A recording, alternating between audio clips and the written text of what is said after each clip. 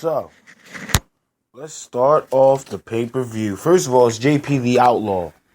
Okay? The voice that makes a moist, your favorite color commentator, here to give you my review on Money in the Bank. A lot of shit went down this Money in the Bank, and I like it, man. I like it. I think it's one of the best SmackDown pay-per-views they've done all year, especially with how everything went down. So let's kick it off with the kickoff show. Hype Bros versus the Colognes. Of course, Mojo Rawley can work a crowd. I've always said that. His energy alone brings a different dynamic into a match, and I like that about Mojo Rawley. Zack Ryder coming back was a big thing. I did not have the Colognes winning. My pick for this match was Mojo Rawley just because of Zack Ryder and Mojo putting the Hype Bros back together off of his return. That's why I went with that match. Second match. God damn it, Juan, you called it. You called it, didn't you, Juan? Second match, the women's ladder match. And without question, like I said, there was going to be some type of fuckery from James Ellsworth. Again, just to get you the tail end of this match, which was a good match. Great match for the women. I thought a lot of big spots. Tamina looked real impressive in this match right here. So did Natalya. Matter of fact, I give it to all the women. They all looked equally impressive. Even the Ric Flair's clone, Charlotte Flair, all looked impressive. Didn't look stiff in the ring, and I like the way that they kept each other safe in there. You didn't see any women taking a Kevin Owens spot, which I'll get into later. Just to give you a quick rundown on how this match ended. Of course, you had Becky Lynch and Carmella in the middle of the ring. Carmella's on the ground. She's done. James Ellsworth comes in, pushes the ladder over. While he's pushing the ladder over, he's shaking his head like, I can't let you win. No, no, no.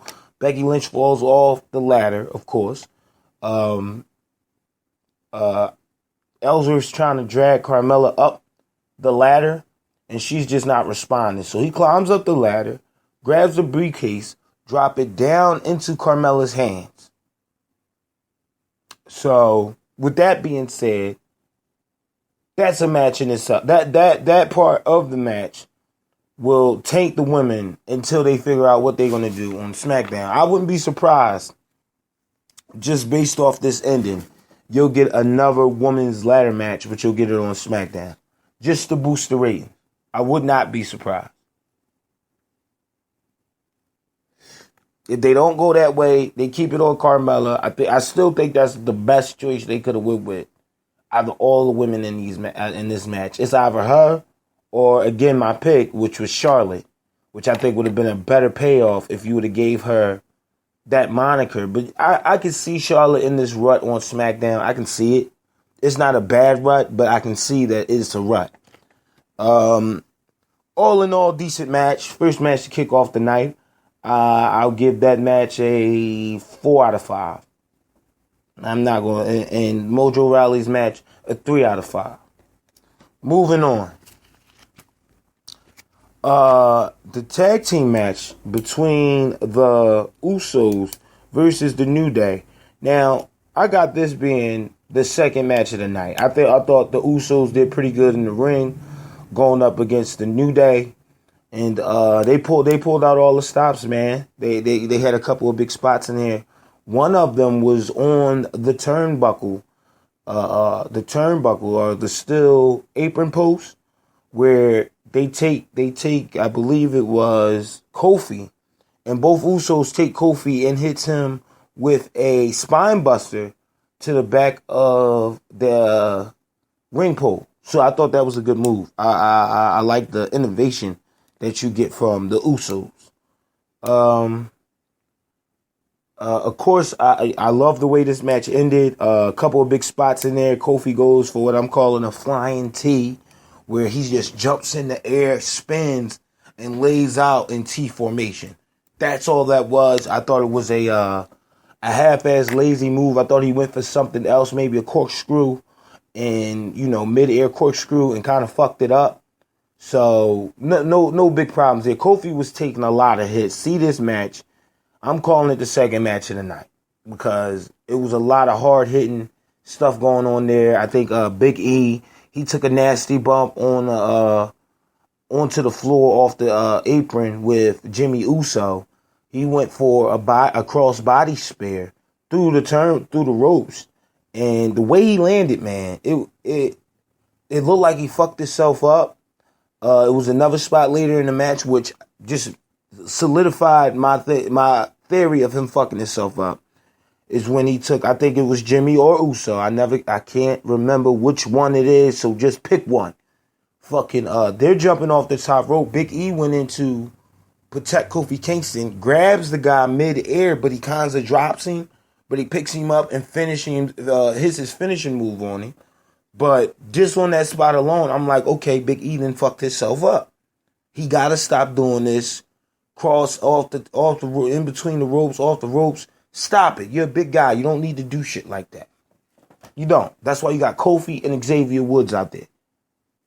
So that's how I would have done that. I like the ending. Also, the Usos promo was the shit. Kickoff show promo, just look it up. Usos can pretty much handle themselves on the mic. I like the Usos all together outside of the penitentiary gimmick, but I do like the Usos. Day one-ish. And if you don't know what day one-ish is, you shouldn't even be asking about that ish. You dig me? Like how the match ended. Of course, the Usos get the disqualification, but the New Day pick up the win. So, technically, I'm not wrong. Usos wound up keeping the titles, but the New Day won the match. All right, I'm batting. So, that's basically 3-0. I'm batting 3-0 on this pay-per-view. I'm feeling real good about it. Going into the fourth match. The fourth match, Naomi versus Lana. Now, halfway through this match, everybody was hearing the chants of, we want Rusev.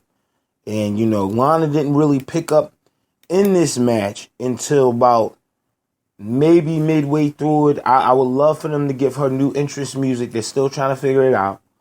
But all in all, good fucking move, okay? I like what Lana is doing as far as building her character.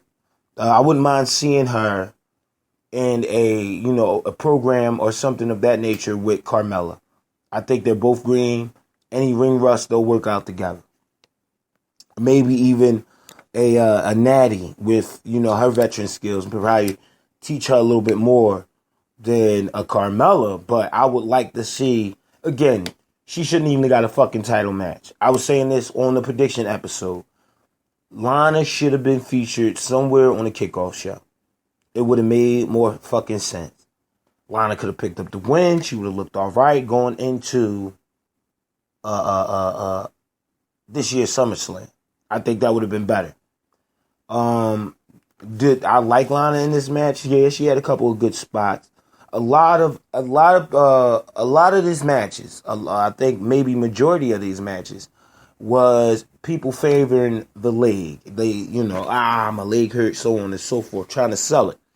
But I think Lana didn't capitalize on Naomi's half-ass injury.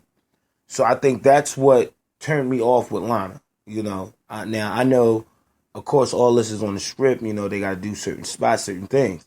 But Lana, halfway into the match, is yelling and screaming for no absolute fucking reason. Not even picking up any damages. Like, I don't know her moveset, so I don't know if, the snap snooplex is a part of her moveset. The kick to the face is a part of I don't know. So therefore, there's no proper build for Lana, which leaves Naomi in the fucking ring looking like a goddamn bum. Even though Naomi got her signature moves off.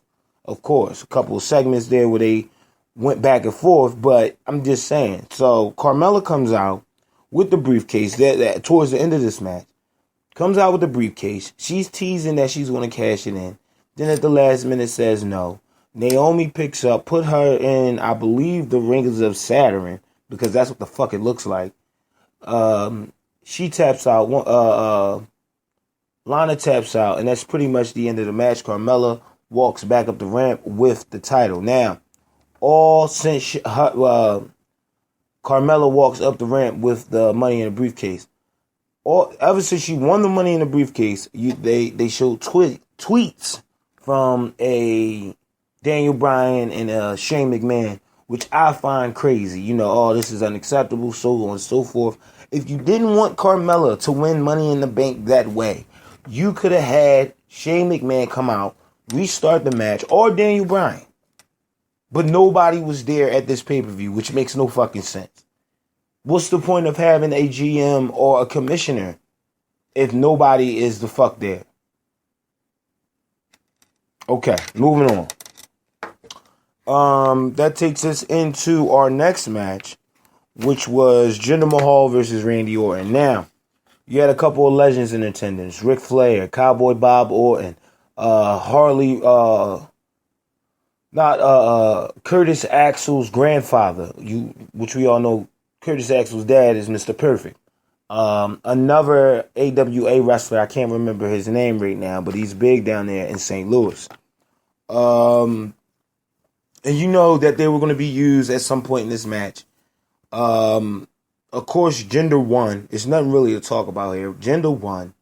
Randy, of course, the crowd was livid in St. Louis. I like to think this is one of the best crowds that they had for a SmackDown pay-per-view ever since that awful crowd, that fucking awful crowd, Backlash. That was awful. They was done. That was shot. So I was going with Jinder in this. Of course, I had to go with Jinder. Jinder and Randy did a good match.